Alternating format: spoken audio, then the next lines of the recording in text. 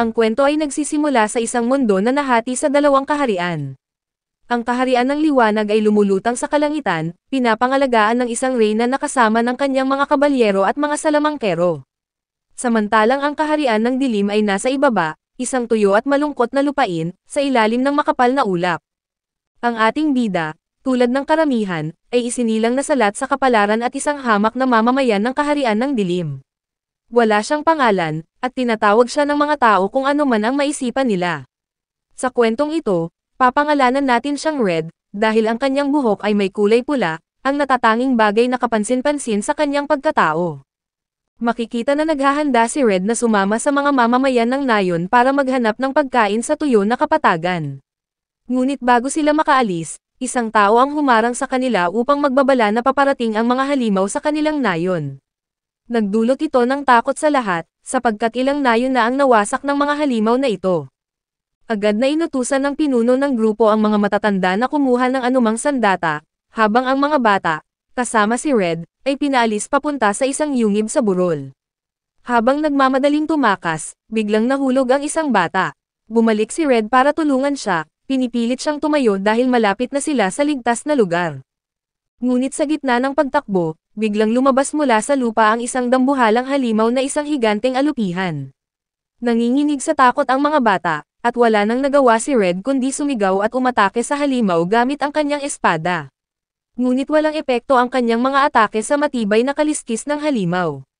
Nang pinipilit niyang lumaban sa halimaw, sinabi niya sa isang batang lalaki na tumakbo patungo sa ligtas na lugar, habang binubuhat ang isang batang babae na sugatan. Ngunit bumalik ang halimaw at sumugod sa kanila. Sa isang hakbang, nagbuwis ng buhay ang batang lalaki para sagipin si Red at ang kanyang kapatid, hinarang niya ang kanyang sarili sa bibig ng halimaw.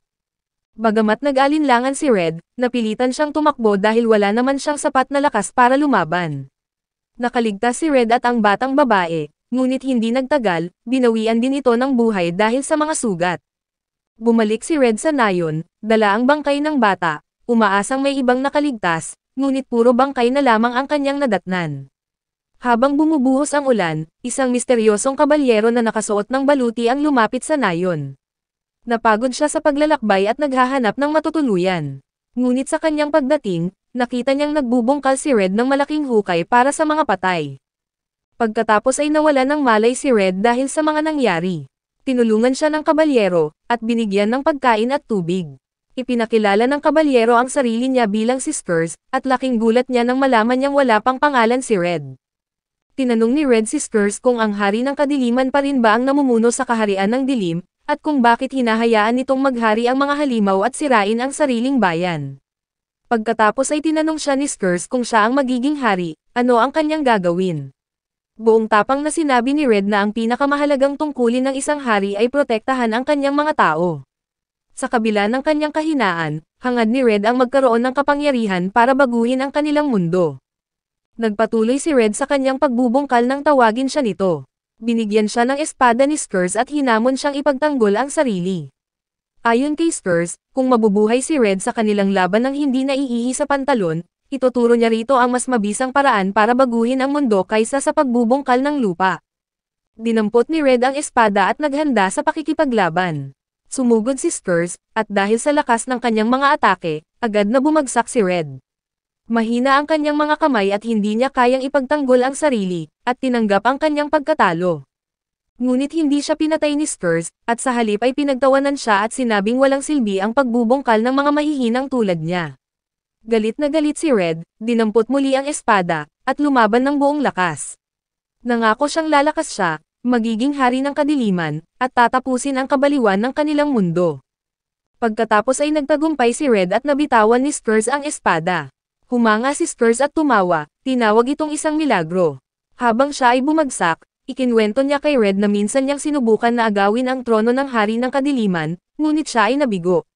Ngayong malapit na siyang mamatay, iniatas niya kay Red na dalhin ang espada sa kabisera. Simbolo ito na si Red na ang tagapagmana ng kanyang mansyon. Inutusan niya si Red na ipahayag ang sarili bilang prinsipe ng kadiliman, ang tagapagmana ng hari ng dilim.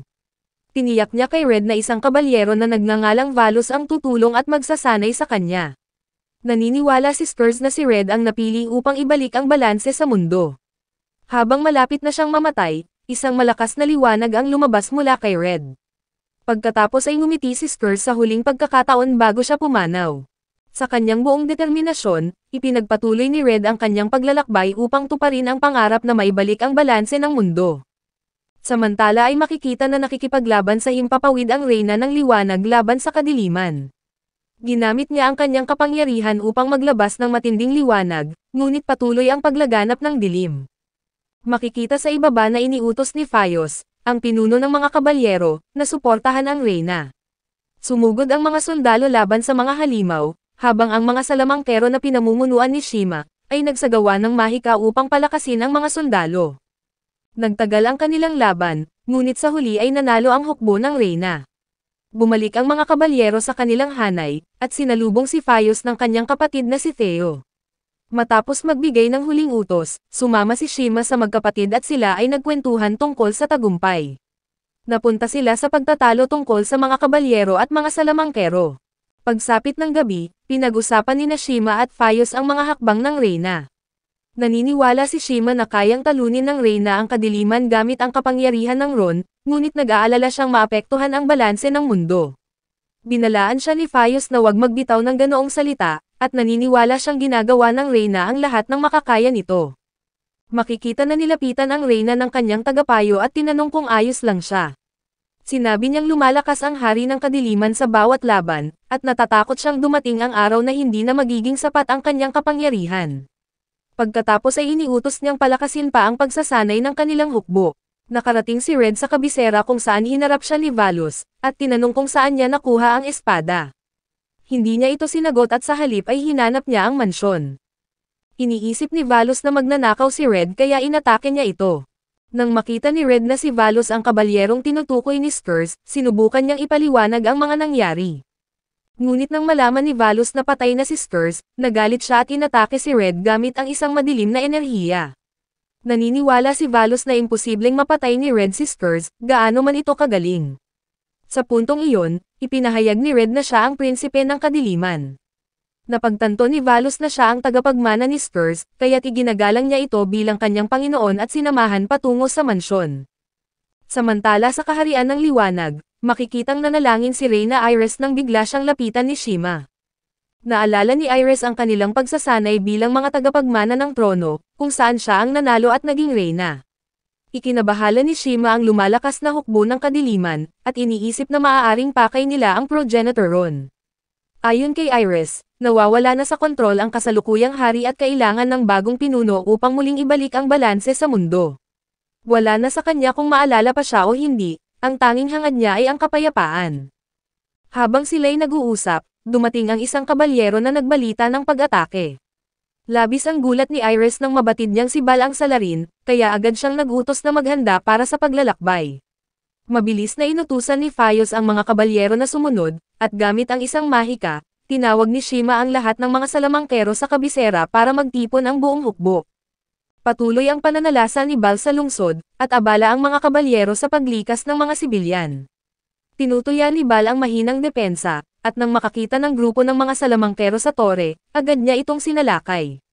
Bagamat sabay silang umatake gamit ang mahika, nagpatuloy lamang si Bal at winasak ang tore sa pamamagitan ng kanyang buntot. Maging ang mga palason ng kabalyero ay hindi umubra, dahil sa kanyang matibay na baluti. Nagpatuloy si Bal sa pag-atake upang apakan ang mga kabalyero na parang mga langgam, ngunit pinigilan siya ng isang elf kasama ng mga espiritu. Kilala ng mga kabalyero ang elf bilang si Lord Alantia, at inutusan niya silang ipagpatuloy ang kanilang paglikas habang siya ang haharap kay Bal. Natuwa si Bal dahil sa wakas ay makakaharap na niya ang isang mas malakas na kalaban. Habang papalapit ang hukbo ni Faios, dumating ang isang balita na papalapit din ang mga hukbo ng kadiliman. Naiintindihan ni Faios na matatagalan sila, kaya inihanda niya ang kanilang hukbo. Lalong umiinit ang laban ni Bal at ng mga espiritu, na gumagamit ng apoy, tubig at kidlat. Ngunit napakalakas ni Bal at madali niyang napigilan ang mga ito. Nilapatan siya ng kulungan ng kidlat ng isang espiritu, habang sabay na umatake ang dalawa. Gayunpaman, mabilis na nakawala si Bal at binaliwala ang kanilang atake. Sumugod si Bal at tinamaan ng isang malakas na atake ang mga espiritu. Bumagsak sila at tinawag niya itong mga langgam na may pakpak. Sa harap ni Alantia at ng mga sugatang espiritu, biglang lumitaw si Reyna Iris, habang nakatingin siya sa kanyang mga natalo na salamangkero at sugatan na sundalo. Labis ang tuwa ni Alantia sa pagdating ng Reyna, at pinuri siya nito sa pagpigil kay Bal hanggang sa kanyang pagdating. Galit siyang humarap kay Bal at binigyan ito ng babala, sinabing humanda ito sa kanilang laban. Ngunit sa halip na matakot, natuwa si Bal at hinamon si Iris na ipakita ang tunay niyang lakas. Si Iris ang unang sumugod, at mabilis na umatake kay Bal. Napigilan ito ni Bal at inamin niyang mabilis nga ang galaw ni Iris. Samantala ay patuloy ang pagsulong ni Faius kasama ang kanyang hukbo, at nasalubong nila ang dalawang sundalo ng kadiliman. Nilabas agad ni Faius ang kanyang espada at naghanda itong tapusin sila, pero sinabi ng mga ito na tumakas sila sa hukbo ng kadiliman at ayaw na nilang lumaban. Pinaluhod sila ni Faius, at sinabihan na ibaba ang kanilang mga sandata na agad naman nilang sinunod. Gayunpaman, tinawag ni Faius na duwag ang dalawa. Ipinaliwanag nila na sila ay karaniwang mamamayan na napilitang maglingkod sa hari. Habang nakiusap sila para sa kanilang buhay, biglang binalot sila ng madilim na enerhiya at kinontrol ang kanilang katawan. Muli nilang kinuha ang sandata at inatake si Faius, na mabilis silang pinatay. Isa-isang lumitaw mula sa kagubatan ang mga sundalong kontrolado rin ng kadiliman, kaya iniutos ni Faius sa kanyang mga kabalyero na umatake. Makikita naman na patuloy ang labanan ni Iris at Bal. Gumamit si Iris ng enerhiya mula sa progenitor rune at pinakawalan ito sa anyo ng liwanag, ngunit pinigilan lang ito ni Bal gamit ang kanyang kamay. Nagulat si Iris na mas malakas si Bal kaysa sa kanyang inaasahan. Dahil sa kanyang pag-aalinlangan, inatake ni Bal ang mga sibilyan upang magalit si Iris. Sa kanyang matinding galit, mas marami pang mahika ang ginamit ni Iris mula sa rune at muling umatake, ngunit hindi ito ikinabahala ni Bal. Pagkatapos ay hinawakan niya ang espada ni Iris at tinapon siya palayo. Nais sanang gumamit ni Iris ng mas malakas na kapangyarihan, ngunit pinigilan siya ni Alantia. Sinabi niyang delikado ito, hindi lamang para kay Iris kundi pati na rin sa ibang mga salamangkero na umaasa sa rune. Tinawag ni Alantia ang mga espiritu upang tulungan ang Reyna, ngunit nawalan na ng gana si Bal, sinabing nabigo siya at umalis na lamang.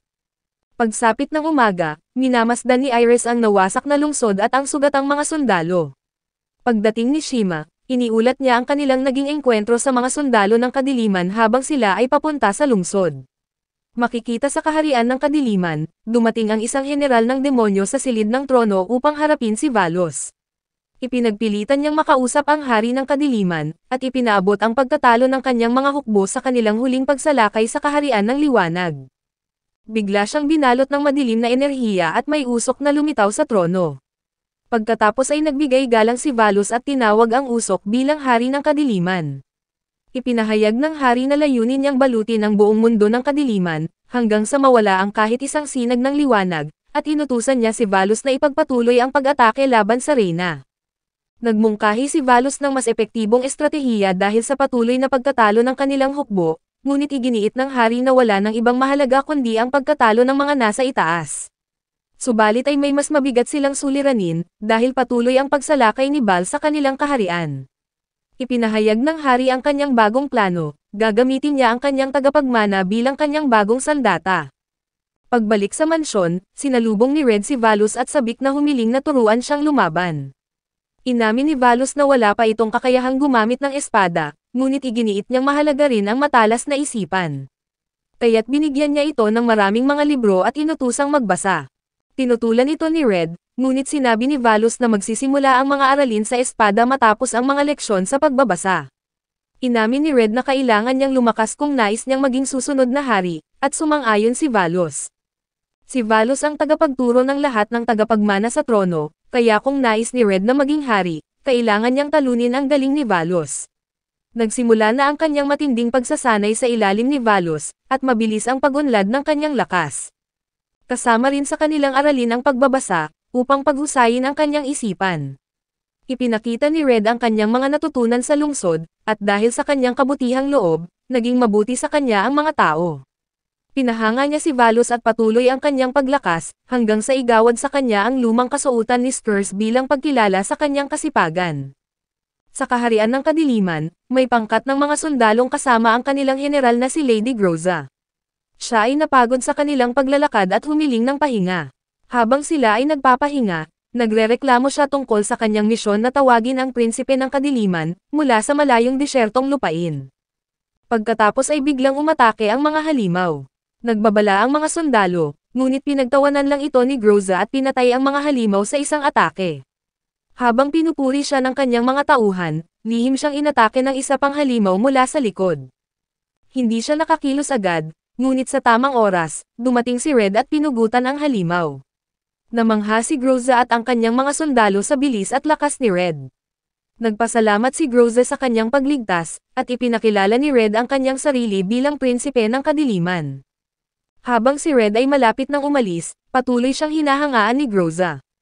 Ngunit sinabihan siya ng kanyang mga sundalo tungkol sa layunin nila roon. Tinawag muli ni Groza si Red, at sinabi ang nalalapit na paligsahan ng lahat ng tagapagmana ng hari ng kadiliman. Ipinaliwanag niya na ang mananalo ay makakamit ang dakilang espadang itim, at magiging pangunahing kandidato bilang hari. Nag-alinlangan si Red dahil hawak na niya ang espada ni Skurs, ngunit tinanggap niya ang hamon. Samantala ay iniulat ni Fayos ang kakaibang kilos ng mga sundalo ng kadiliman, na para bang wala silang sariling isipan. Nauunawaan ni Iris ang panganib, at iniutos kay Fayos na patuloy na tapusin ang anumang banta sa kanilang kaharian. Habang iniisip ang mga nagdaang pag-atake, tinawag si Reyna Iris ni Shima na humihiling ng pahintulot, para pangunahan ang isang grupo sa muling pagtayo ng nayon na winasak ni Bal. Bumalik sa nakaraan, noong sina Iris at Shima ay nagsasanay bilang tagapagmana ng trono. Habang malapit nang lumubog ang araw, nagdarasal si Iris nang lapitan siya ni Shima. Humanga siya sa dedikasyon ni Iris at sa kanyang pananampalataya. Tinanong siya ni Iris kung ano ang dapat taglayin ng isang reyna, at nagpasya silang dalawin ang reyna ng liwanag. Pagkatapos ng kanilang pag-uusap sa reyna, na nababalutan ng liwanag, umalis sila at namangha. Aminado si Iris na hindi madali ang maging reyna, ngunit hindi siya natatakot na tanggapin ang tungkulin. Si Shima naman ay nag-aalala sa kalungkutan ng reyna, na namumuhay ng mag-isa at walang tunay na ugnayang pantao. Binanggit din ni Shima na sabik si Fayos sa pagdalaw ni Iris. Nangako si Iris na pupunta siya sa hapunan, at nagtungo siya sa kagubatan upang pumitas ng mga damo at gulay. Naaliw siya sa kagandahan ng mga halaman, at buong araw siyang kumuha ng mga ito. Noong gabing iyon, dumalaw si Iris kina Shima at Fayos tulad ng kanyang ipinangako para maghapunan. Masayang tinanggap ni Shima si Iris at sinabing ikatutuwa nila ang kanyang pagdalaw, ngunit si Theo na kilala sa pagiging pilyo, ay nagsabing sana raw ay hindi na siya madalas bumisita. Nang pauwi na si Iris, nagboluntaryo si Fayos na samahan siya. Habang naglalakad pauwi, napag-usapan nila ang ugali ni Theo at ang masarap na gulay ni Iris. Sa kabila ng mga papuri ni Fayos, pilit itong itinanggi ni Iris, ngunit ito ay ikinainis ni Fayos. Hindi niya napigilan ang sarili at sumigaw, ngunit agad namang humingi ng tawad sa kanyang ginawa. Pagdating nila sa tahanan ni Iris, tinanong niya si Fayos kung ano ang kailangan ng isang reyna. Umamin si Fayos na hindi niya alam, ngunit buo ang kanyang loob na ipagtanggol ang magiging reyna gamit ang kanyang espada. Tuwang-tuwa si Iris sa kanyang sagot, at nagpaalam na kay Fayos. Kinabukasan, makikita si Iris sa hangganan ng kaharian, na tumitingin sa kalangitan. Naunawaan niyang magbabago ang kahulugan ng lahat, kapag siya na ang naging reyna ng liwanag. Pagkatapos ay biglang lumitaw ang isang madilim na enerhiya sa langit, at tumungo ito sa lungsod. Nais sana ni Iris na sabihan ang reyna, ngunit napagtanto niyang huli na ang lahat. Sa halip ay gumamit siya ng mahika, at kumuha ng lakas mula sa ron upang lumikha ng isang liwanag na pumawi sa kadiliman. Habang nagdiriwang sa kanyang tagumpay, may lumitaw na mga liwanag sa kalangitan at may tinig na narinig. Binalaan siya ng tinig na ang landas ng isang reyna ay malungkot, dahil ang isang tunay na reyna ay inialay ang buong buhay para sa kaharian ng liwanag. Nangako si Iris na susundin niya ang kanyang tungkulin, kahit sa gitna ng kalungkutan. Bumalik sa kasalukuyan, makikita siyang mag-isa sa silid ng trono, habang iniisip ang mga desisyon na ginawa niya noon.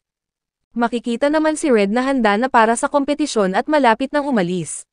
Inanyayahan niya si Valos na sumama sa kanya, ngunit tumanggi ito dahil kailangan niyang alagaan ang hari. Ipinabatid ni Valos na siya ang tagapamahala ng mansyon, at naniniwala siyang magaling si Red. Pagkatapos ay ipinakilala ni Groza ang mga kalahok, at ipinaliwanag na ang sino mang magwawagi ay makakamit ang dakilang espadang itim at ituturing na susunod na hari. Magsisimula ang paligsahan sa pamamagitan ng pakikipaglaban sa mga halimaw, at ang dalawang matitirang mandirigma ang maglalaban upang matukoy ang tagapagmana. Pagkatapos maghanda ng mga kalahok, idineklara ni Groza ang opisyal na simula ng laban, at pinalaya ang mga halimaw. Agad namang sumugod ang mga kalahok at nagsimulang umatake sa mga halimaw. Nagalit si Red sa kanyang nakita, dahil kinilala niya ang mga ito bilang parehong klase ng halimaw na pumuksa sa kanyang nayon. Isang halimaw ang umatake kay Red, ngunit madali niya itong pinatay. Hindi rin nahirapan ang ibang kalahok sa pagpatay sa mga halimaw, at namangha ang mga sundalong nanonood sa kanilang lakas. Isang salamangkero ang gumamit ng malaking bola ng apoy, ngunit hindi naapektuhan ang halimaw, at nagpatuloy ito sa kanyang pagsugod. Habang pinagtatawanan siya ng iba, mabilis na tumulong si Red at pinatay ang halimaw. Nagalit ang ibang kalahok sa ginawa ni Red at hinamon siyang iligtas ang iba. Ngunit bigla silang inatake ng isa pang dambuhalang halimaw, kahit hindi direktang tumama ang hampas nito ay napapalipad sila. Sinubukan nilang umatake, ngunit hindi ito nasasaktan sa kanilang mga sandata. Nahuli ng halimaw ang isang kalahok at nagtangka ang salamangkero na sunugin sila pareho, ngunit pinigilan siya ni Red at siya na mismo ang umatake sa halimaw. Isang saksak lamang ang ginawa niya at napatay ang halimaw. Bumagsak ito sa ilang kalahok, na hindi na nagawang tumayo upang lumaban. Habang lumapit ang isang kalahok kay Red, buong yabang niyang sinabing siya na lang ang natitirang kalaban. Pagkatapos ay may biglang sumalakay mula sa likod na isang ninja, pero agad siyang pinatay ng kalaban ni Red. Ayaw raw nitong patayin si Red sa ganoong paraan, dahil nais niya itong makatagpo sa isang patas na laban. Ipinahayag ni Groza na tapos na ang unang yugto ng paligsahan, at inutusan ang dalawa na maghanda para sa susunod. Habang naglalakad si Groza sa kastilyo, narinig niyang nagtatalo sina Red at ang huling kalaban. Tinawag niya si Red na isang mahina, dahil tumutulong ito sa ibang kalahok. Ayon sa kanya, hindi karapat-dapat si Red na maging hari ng kadiliman. Ngunit hindi pumayag si Red at ipinaglaban niyang patuloy siyang tutulong sa iba, kahit hindi siya maging hari ng kadiliman. Pagkaraan ng ilang sandali, nagsimula na ang ikalawang yugto ng paligsahan. Unang umatake ang kalaban, at ibinuhos niya ang kanyang buong lakas laban kay Red. Ngunit mahinahon lang si Red, at hinarang niya ang lahat ng atake. Pinagmasdan ni Groza ang laban at inakalang patas ang laban ng dalawa. Pero nang umatake si Red, mabilis niyang nakuha ang armas ng kalaban at itinutok ang espada sa leeg nito, pero hindi niya ito pinatay. Lalong nagalit ang kalaban at muling umatake, ngunit muli siyang natalo ni Red, at pinili ni Red na hindi siya patayin.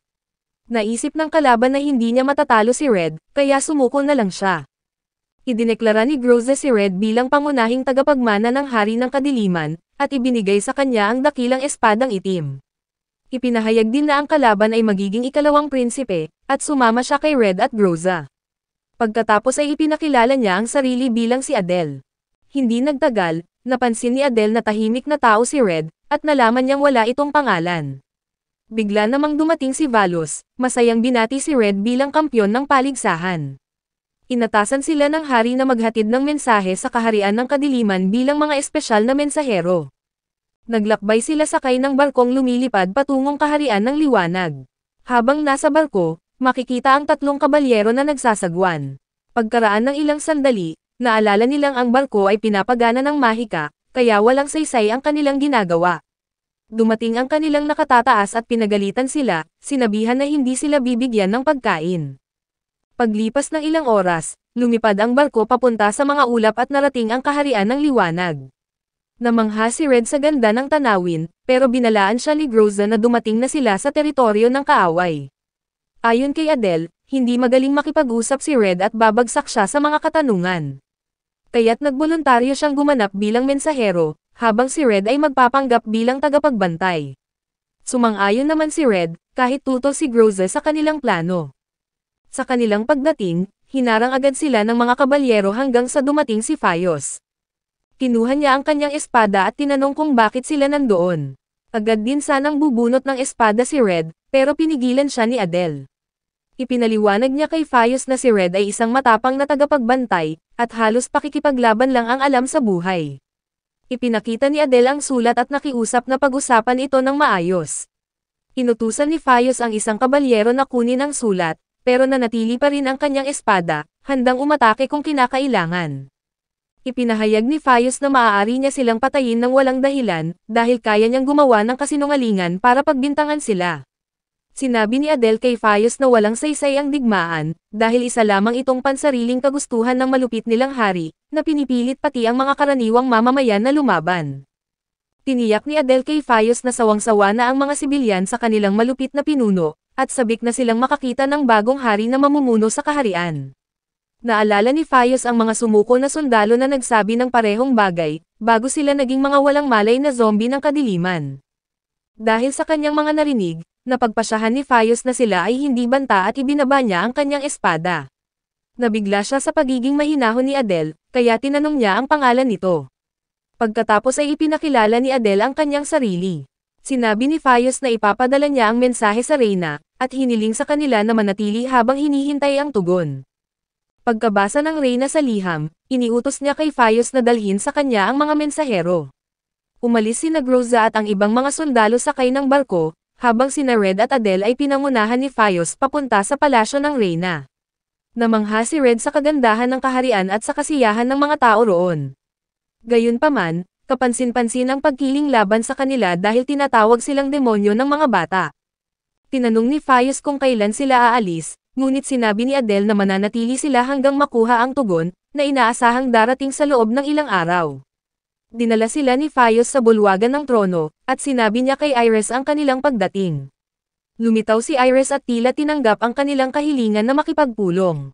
Pagkatapos ay agad namang nabighani si Red sa kagandahan ng Reyna.